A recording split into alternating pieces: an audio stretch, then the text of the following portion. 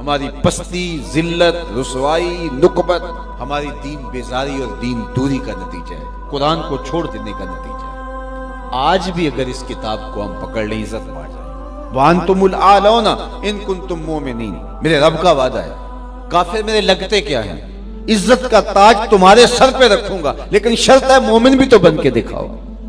وَأَنْتُمُ الْأَعْلَوْنَ، تم ہی اونچے ہوگے، تاج تمہارے سروں پہ رکھا جائے گا، لیکن شرط یہ ہے کہ تم مومن بن کے دکھاؤ۔ تم نکھٹو اور اپنی خواہشات کے غلام بن کے اپنی مرضی کی زندگی گزارو اور الطاف پہم وہ طلب کرو جو بدر اور احد کے شرکاء کو عطا کیے گئے، تو یہ ایسا نہیں ہوگا۔ تمہیں محنت کرنا ہوگی، میدان عمل میں اترنا ہوگا، پھر دیکھنا کہ ہم کس طرح الطاف تمہارے اوپر نازل کرتے ہیں اور کرم نوازیاں اترتی ہیں تمہارے اوپر۔ تم تو 1 ارب 60 کروڑ ہو دنیا کے اوپر، وہ تو صرف 313 تھے۔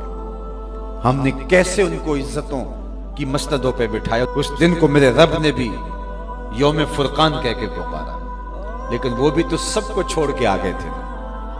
وہ 313، 2 گھوڑے، 6 زرہیں، 8 تلواریں، اور جن کے پاس تلواریں نہیں تھی انہوں نے کھجوروں کے ڈنڈے توڑ لیے۔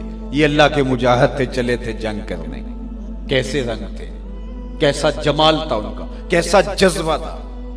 ان کے جذبوں کو دیکھ کر کے ہی میرے حضور نے کہا اللہم ان تہلک ہذہ العصابہ لم تعبد فی الارض ابدا، مالک اس دھرتی پر تیرے نام لینے والے یہی لوگ ہیں، اگر یہ نہ رہے قیامت تک تجھے بھی رب کوئی نہیں کہے گا۔ تو انہوں نے اپنا آپ پیش کیا نا۔ میں اور آپ دیکھیں کہ ہم کھڑے کہاں ہیں، اور ہم جو بدر اور احد کے شرکاء پر کرم نوازی ہوئی وہ طلب کرتے ہیں۔ اترے فرشتے ہماری مدد کے لیے۔ ہم کہتے ہیں کہ آج بھی ابابیلے اترے، لیکن آج ابابیلے اترے تو ہمیں کنکر ماریں گے۔ تم 1 ارب 40 کروڑ ہو اور 1 ارب 60 کروڑ کی تعداد اب تمہاری ہو رہی ہے، اور تمہارے پیغمبر کی توہین ہو۔ 56-57 اسلامی ملک ہو، تمہارے پاس افواج ہو، تم ایٹمی طاقت ہو، اور تمہارے پیغمبر کی اہانت ہو رہی ہو۔ تو ہم آئینے میں منہ دیکھیں تو ہمیں شرم آئے، جس طرح کے روح سیاہ ہو چکے ہیں، جیسی شکل ہماری بگڑ چکی ہے، جس طرح کی ہماری صورت بن چکی ہے، لیکن اس کے باوجود ہم جاگنے کے لیے تیار نہیں۔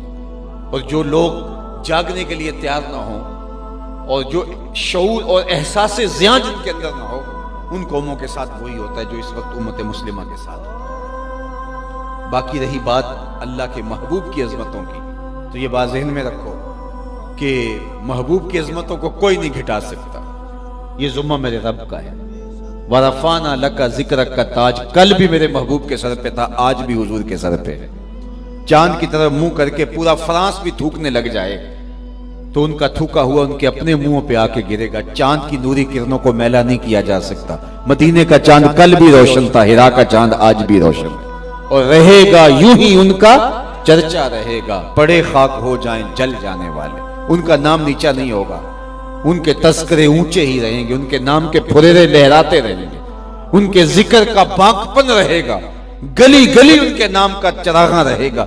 ان کی عظمتوں کو نہ گھٹایا جا سکتا نہ ان کی عظمتیں گھٹ سکتی ہیں، اس لیے کہ وَلَلْآخِرَةُ خَيْرٌ لَكَ مِنَ الْأُولَىٰ، یہ میرے رب کا وعدہ ہے۔ یہ امتحان ہمارا ہے، یہ آزمائش ہماری ہے۔ تو کیا ہم اب بھی اپنی زندگی کو بدلنے کے لیے تیار نہیں ہوں گے؟ تو میں نے کہا کہ صاحب حضور علیہ الصلوۃ والسلام کے ساتھ محبت کا تقاضا یہ ہے، ان کا صریح واضح حکم تو حکم رہا، محبت اس بات کی متقاضی ہے کہ یہ معلوم ہو جائے کہ محبوب کی منشا کیا ہے، تو محب اس پہ بھی قربان ہو جائے۔